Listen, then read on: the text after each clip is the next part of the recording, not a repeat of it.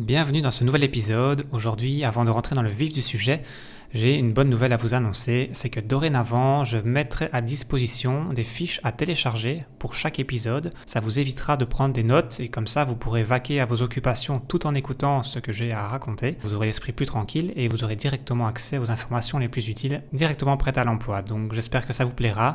Alors c'est parti, je vous souhaite une bonne écoute. Mes recommandations pour cet hiver et tous les autres.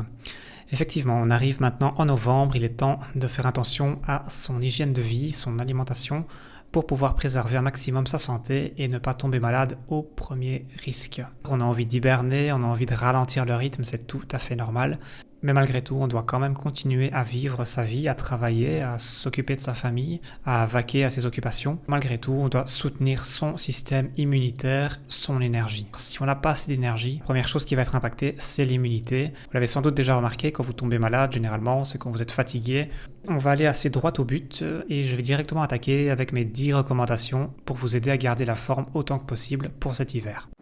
Premier conseil, évidemment, manger sainement, en majorité anti-inflammatoire. Ça veut simplement dire qu'on va éviter tout ce qui est transformé un maximum, tout ce qui est trop riche en sel, sucre et mauvaise graisse. Donc c'est vraiment les produits industriels déjà préparés. Autant que possible, petit à petit, essayez de vous tourner vers des aliments bruts, à les transformer vous-même, à cuisiner vous-même pour vraiment savoir ce que vous mangez concrètement et avoir le contrôle par rapport à ça. Et aussi pour vous apporter un maximum de nutriments, c'est-à-dire de vitamines, de minéraux, d'oligo-éléments, tout ce qui peut vraiment vous apporter des choses utiles pour votre organisme afin de fonctionner correctement. Parce que quand on mange des aliments riches en calories mais faibles en tous ces nutriments, c'est ce qu'on appelle des calories vides. Donc elles vous apportent peut-être des glucides, des protéines, des lipides, mais au-delà de ça, pas grand-chose de plus. Donc faites bien attention à ça, c'est vraiment la base. Rien ne peut fonctionner correctement si de ce côté-là, déjà, on n'est pas tout à fait au point.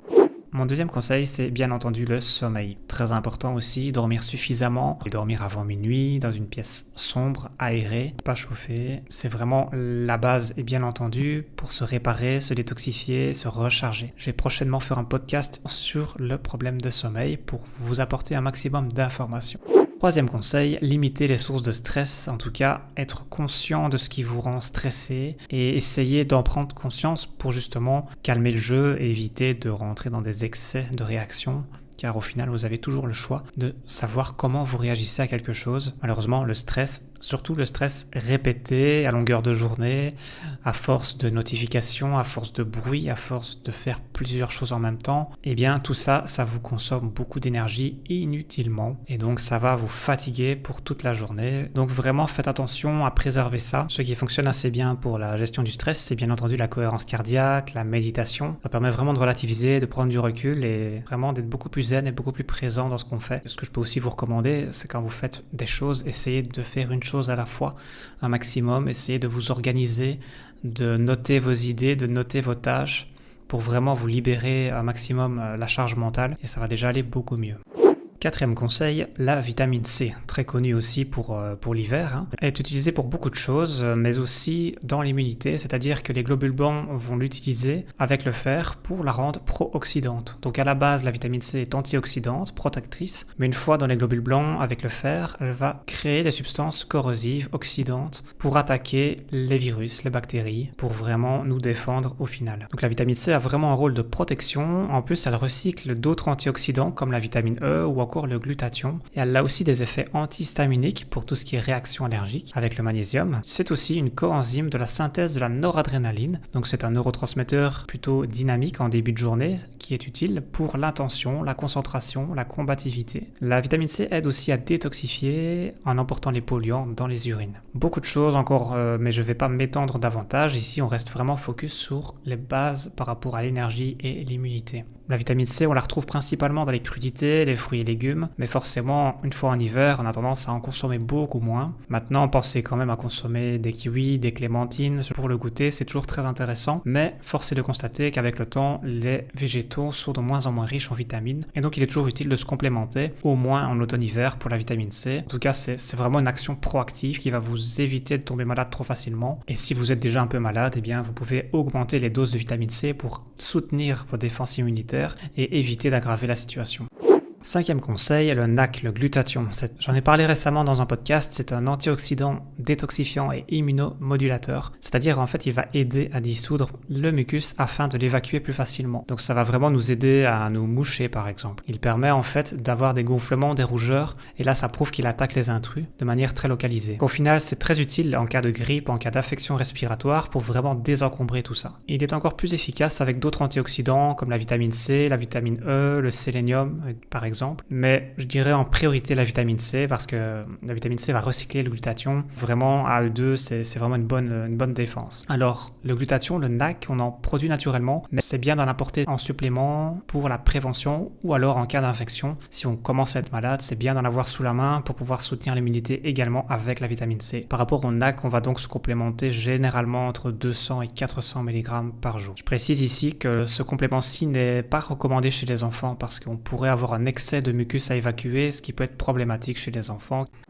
Sixième conseil, la vitamine D3, évidemment très utile aussi, on en parle de plus en plus heureusement. Alors tout d'abord, sachez que cette vitamine D peut déjà vous aider à ne pas avoir de blues hivernal. On est vraiment de meilleure humeur et on est beaucoup moins déprimé par le fait d'être en hiver. Elle aide aussi à réguler le système hormonal, elle protège aussi des problèmes cardiaques, c'est vraiment le complément incontournable pour l'automne-hiver minimum, parce qu'il faut savoir que le soleil ne diffuse pas les rayons UVB à cette période-là. Pour certains cas, il peut être utile de se complémenter toute l'année. De plus, elle aide à stimuler les réactions immunitaires, elle aide à différencier, à multiplier les globules blancs, elle aide à augmenter la force musculaire. Donc ça c'est aussi bien quand on fait du sport, d'exercice physique, ça va aider au niveau de la force et donc au final ça va aider à faire plus d'exercices musculaires et donc d'augmenter progressivement sa masse musculaire. Plus on va la développer et plus on va avoir une réserve d'acide aminé glutamine. C'est donc ma 7e recommandation et elle va se stocker principalement dans les muscles. Cette glutamine, c'est le carburant préféré des globules blancs. C'est d'autant plus important de l'entretenir. C'est pour ça qu'on a une fonte musculaire lorsqu'on est malade. Cette glutamine est utilisée directement pour nous défendre. Si vous tombez malade, que vous commencez à avoir une perte musculaire ou que vous souhaitez limiter cette perte musculaire, il est intéressant de se complémenter en glutamine également.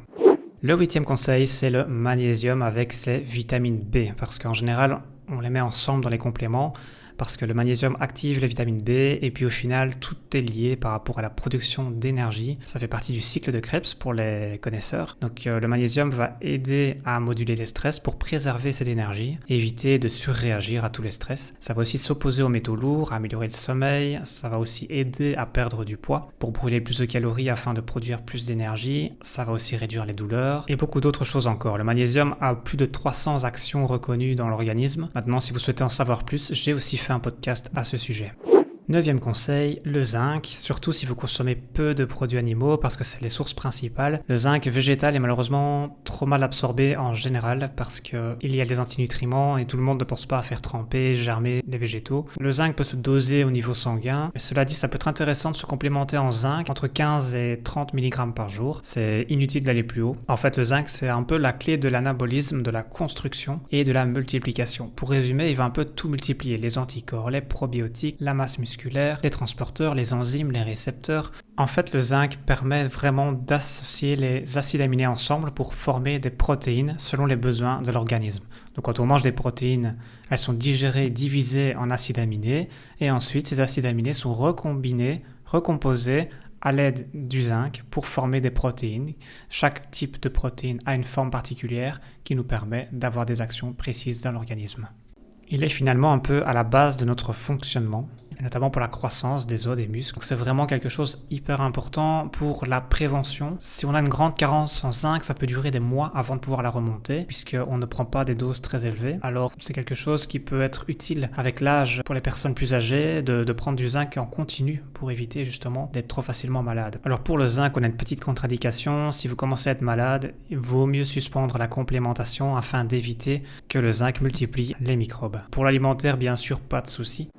On arrive maintenant au 10e conseil, la coenzyme Q10, donc très importante aussi pour la production d'énergie. Alors on en fabrique, mais après 35 ans, cette production commence à diminuer et donc la complémentation peut s'avérer vraiment utile pour soutenir cette production d'énergie. Chez les sportifs, c'est d'autant plus utile, mais aussi chez les personnes qui ont des problèmes de cholestérol ou qui sont sous traitement de statine. C'est très important de se complémenter en coenzyme Q10. Elle peut aussi être dosée au niveau sanguin, donc n'hésitez pas. Elle peut aussi avoir des effets positifs sur la dépression et soutenir l'immunité. La complémentation générale est proposée entre 100 et 200 mg par jour.